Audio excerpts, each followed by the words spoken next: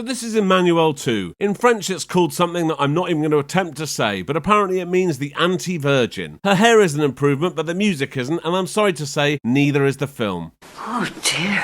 It starts with Emmanuelle getting on this boat to Hong Kong. She's paid for a first-class cabin, but she's been put in this dormitory and it's unacceptable, so she goes to complain to this guy Igor. Yes, Igor, that's me. He says she can sleep in his cabin if she wants, and he'll just sleep on the deck chair. I wonder what he's got planned. Oh yeah, there it is.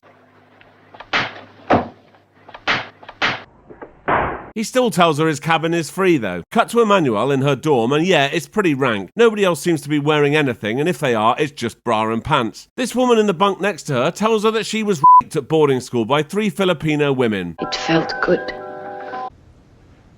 What? They literally just met. She has a flashback. I can't show it, but trust me, it's ridiculous. Emmanuelle, however, seems to be getting off on this story. Is this tragic story turning you on?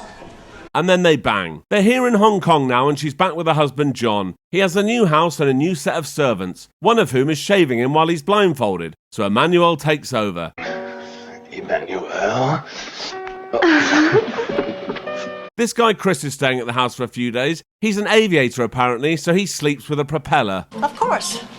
Well, isn't that what most people do? The next day they're at some meeting so John can get his photo in the paper. Why? Don't know. But when the paper man leaves, they start sharing sex stories. She began with a story of how she was raped one time. It was boring as hell. Oh, that's nice. Anyway, this woman Laura shows up who invites them round for dinner with her boyfriend Peter. Emmanuelle asks John if he's had sex with Laura and he says yes, at the beach. At the beach?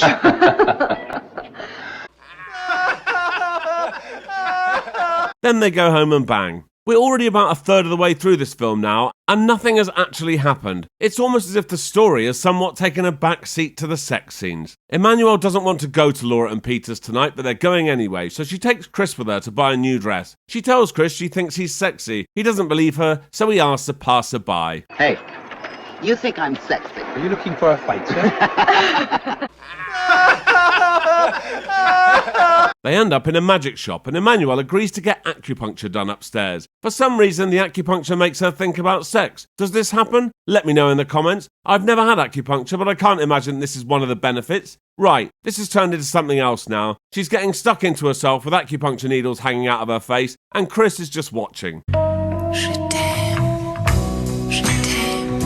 Later, they've arrived at Peter's house and they're watching these women doing a fan dance. It's here that we meet Peter's daughter, Anna Maria.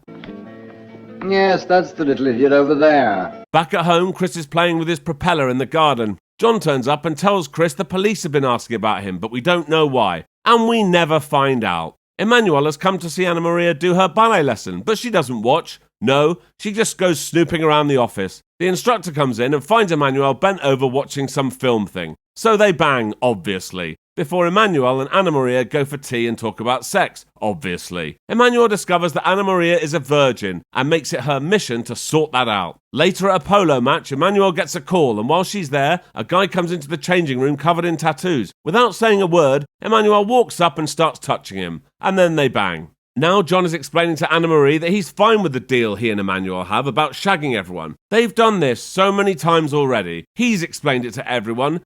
My wife does what she wants. Yes, we play around. She's explained it to everyone. We get it. It happens. Then Emmanuelle, John and Anna Maria go to a bathhouse. If this masseuse looks familiar, it's because she's in the 11 Days, 11 Nights films, and she's also the star of the later Italian Black Emmanuelle films, but that's for another time. I can't show any of the massage scene, but it goes on and on for ages, and it's weird. So John has a surprise for Emmanuelle. They're going to Bali. Emmanuelle's getting dressed up for the evening and decides to get involved in some cultural appropriation. You think so? Oh dear. Chris gets a call from someone called Mr. Ming, and it's very important. But he's at the Jade Garden. Emmanuelle asks one of her servants if she'll go to the Jade Garden and give Chris the message, but she says she's afraid to go there. I wonder if you can guess what sort of thing happens at the Jade Garden. Are you thinking what I'm thinking? Yeah, that's right. So much so that I can hardly show any of it. I don't know if it's the kind of thing you should be looking at. Anyway, Emmanuelle starts bollocking Chris for paying these women for sex. What? That's a bit rich considering her behaviour. This makes no sense whatsoever, but never mind. She decides to stay at the club and have an airtight with some sailors. You're a very bad girl. When she comes home, she finds Anna Maria sleeping on her sofa because she's had an argument with her dad Peter. So Emmanuelle asks her to go to Bali with her and John. In Bali, we're treated to 10 minutes of this.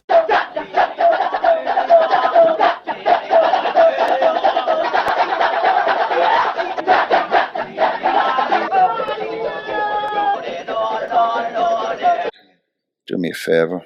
But Anna Maria has met this guy and it looks like they're going well. His name is Michael, but John has decided that he wants to have a go on Anna Maria.